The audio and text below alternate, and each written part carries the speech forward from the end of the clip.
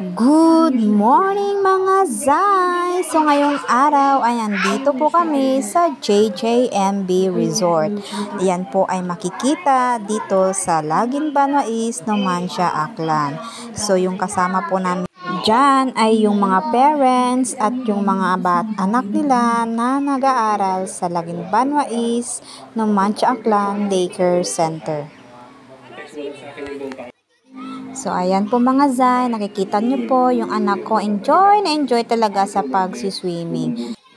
Buti pa nga yung anak ko, marunong mag-swimming, samantalang ako, hindi ako marunong, kaya hindi na lang ako naligo mga Zay, baka malunod ako at walang sasagip sa akin.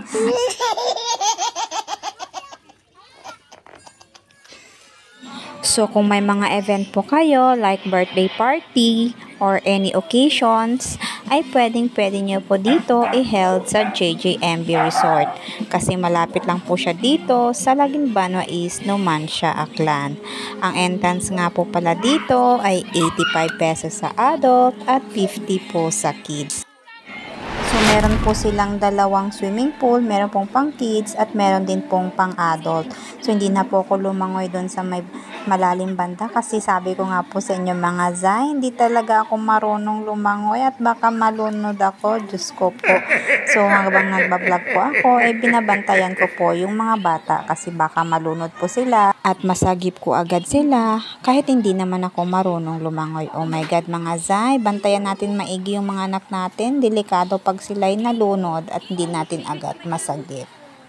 So, ayan mga Zay, nakikita nyo naman na nag-enjoy talaga ang mga anak namin sa pagsiswimming dito. Minsan lang naman kasi walang pasok, kaya sulitin na po namin ang oras namin kasama ang mga anak natin. Kaya habang nagsiswimming sila, at tandaan po natin, lagi po natin silang babantayan.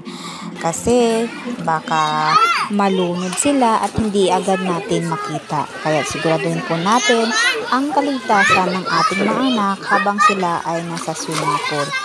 So hanggang dito na lang ulit muna mga Zay. Don't forget to like, heart, follow, and share my video.